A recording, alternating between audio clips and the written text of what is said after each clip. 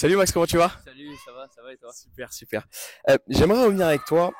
Bon déjà, est-ce que tu peux nous raconter où est-ce qu'on est aujourd'hui? Eh ben, on est au Forestil de Marne-la-Coquette. Marne-la-Coquette, et ben, dans un super complexe. Je me rappelle qu'on avait fait un P2000 ici parce qu'on devait le faire aux Pyramides Ouais. et il avait plu, donc j'avais joué sur les cours intérieurs et j'avais jamais vu toutes les pistes extérieures. Et franchement, c'est un très très beau complexe.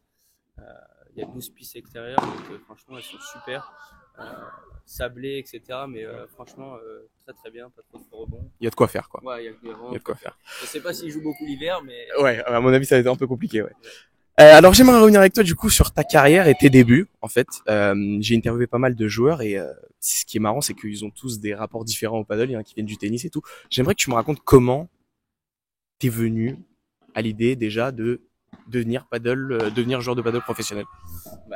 Au début, je voulais pas du tout. Ouais. Je jouais au tennis, Ouais. donc j'étais en projet professionnel tennis jeune. Ok.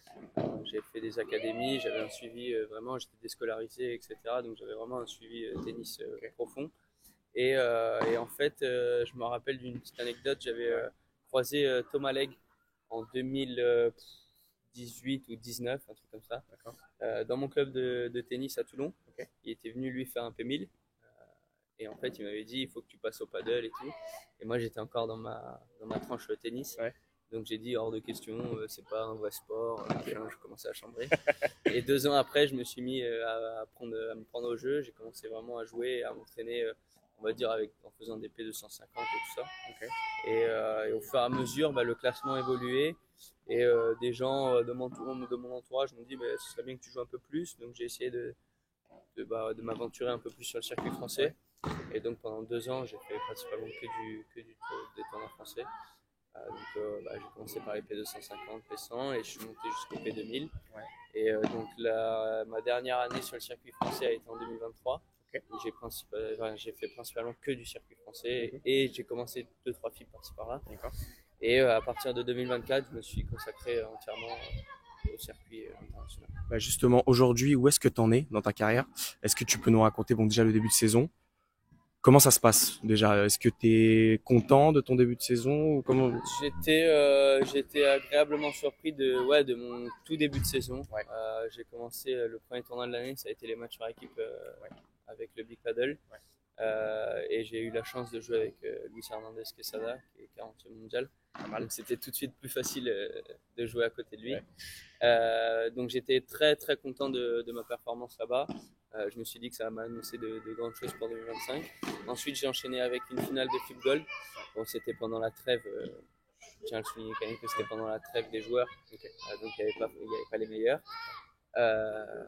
Et ensuite, un petit peu plus compliqué, j'ai commencé un projet avec un Espagnol, Guillaume Figueroa.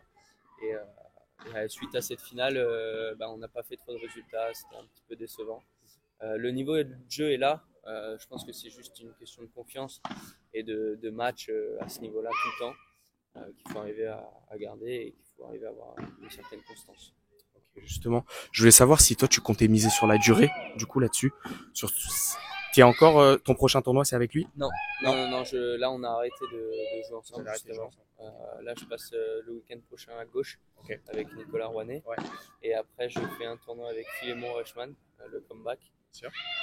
Et après je vais essayer de trouver un projet quand même long terme. Donc me réaxer sur un espagnol ou des Français qui jouent à gauche. Est-ce que c'est nécessaire aujourd'hui d'avoir son coéquipier pour progresser? On sait que le niveau en France, il est en train d'exploser, que tu joues un top 50 ou un top 150. Je parlais avec Julien Motz qui me disait qu'en fait, il y a aucune différence, enfin quasiment aucune entre la 50e et la 100e place. Et il me parlait du coup de miser sur la durée. Est-ce que toi, tu es d'accord là-dessus? Tu peux pas évoluer Moi, je suis d'accord parce que plus on connaît une personne et mieux on performera. Forcément. Après, il y a des gens qui arrivent à performer avec différentes personnes.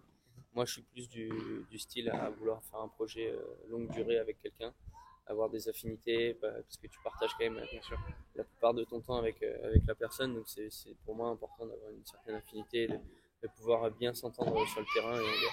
Ok, super. Ma petite dernière question, du coup, qu'est-ce qu'on peut te souhaiter, tes objectifs, court terme, long terme, où on en est? Écoute, les objectifs de 2024 ont été très très positifs. Ouais. Donc continuer sur cette lignée-là, continuer d'être sélectionné en équipe de France, Ouais. avoir ma place de titulaire, ce serait mieux. Mais bon, il y a du monde devant, donc c'est pas facile. Et forcément se rapprocher un maximum du top 100 à la fin de l'année et gagner un ou deux tournois. Enfin, pas de mettre de limite de tournois internationaux. Super, bah merci Max. Merci beaucoup. Merci beaucoup.